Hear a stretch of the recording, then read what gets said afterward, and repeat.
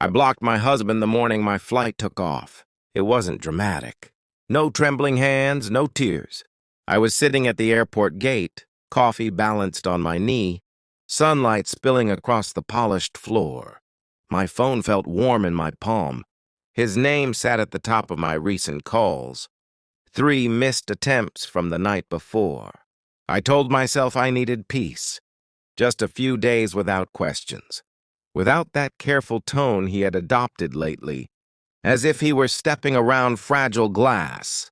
So I opened the settings, pressed block caller, and felt something unclench in my chest. It felt efficient, clean. The trip was supposed to be an escape. Not just from him, from the dull ache our marriage had become. We had stopped fighting a year ago, stopped asking hard questions. Our dinners were polite, our conversations logistical. When he asked if I was happy, I answered with inventory, bills paid, groceries stocked, vacations planned, as if satisfaction were a checklist.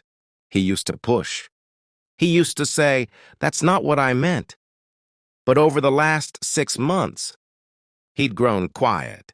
That quietness irritated me more than any argument. The man I was seeing on the trip wasn't important. He was distraction shaped like validation. With him, I didn't have history pressing against every sentence. There were no shared memories to disappoint. Still, between forced laughter and unfamiliar hotel sheets, I checked my blocked list twice, as if confirming a lock. He couldn't reach me. On the second night, I remembered the last serious conversation my husband and I had. He stood in the kitchen, hands flat against the counter, and asked plainly, "Are you staying because you want to be here?" I laughed it off. "You're being dramatic." He nodded once, too calmly. That nod flickers back to me now, sharper than it felt then. When I landed home 4 days later, the house was quiet in a way that didn't feel temporary. Not the stillness of someone at work, not the hum of a late afternoon nap. The entryway table was cleared, his shoes gone from beneath the bench. I walked into our bedroom and opened the closet. Half of it was empty. No overturned furniture, no rage, just absence measured with care. On the kitchen counter sat a manila folder, my name written in his handwriting across the front. Inside were copies, bank statements showing a transfer to a separate account, a lease agreement signed 2 weeks earlier, and a typed letter. The letter wasn't emotional. It was precise. He had tried to call during my trip. He listed the dates and times. When there was no response, he contacted an attorney. He referenced counseling sessions he had scheduled that I declined. He wrote that he hoped I would eventually find whatever I had been looking for. At the bottom, his signature. No accusation. No mention of betrayal. 3 days later, a certified envelope arrived. Divorce papers already filed.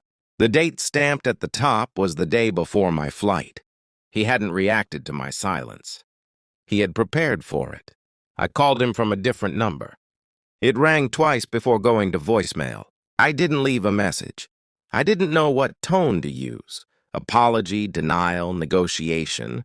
All of them felt misplaced. I sat at the kitchen table and tried to rewrite the past year in my mind. He had been researching apartments. I remembered him mentioning a client near downtown. I never asked which one. He'd stopped arguing when I canceled date nights, stopped pressing when I brushed him off. I thought his quiet meant resignation. It meant decision. At my lawyer's office, the air smelled faintly of paper and coffee. She adjusted her glasses and reviewed the documents with professional neutrality. "The house was purchased before the marriage," she said gently. "It's legally his separate property." I stared at the polished desk between us. I had assumed the house was ours in the emotional sense. I hadn't considered the legal distinction. "You'll need to arrange alternative housing within 30 days, she added. "Authority doesn't always arrive with sirens. Sometimes it arrives in envelopes and deadlines." Back at the house, I walked through each room slowly. I tried to summon anger at him, for the speed, for the preparation. But the facts resisted distortion. He had asked. Repeatedly. I had answered with avoidance. Blocking him wasn't an act of rebellion. It was confirmation. He had reached out.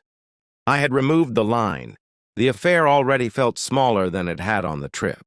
Stripped of novelty, it looked less like passion and more like postponement. I hadn't wanted to confront the slow erosion of intimacy. I hadn't wanted to say out loud that I was drifting.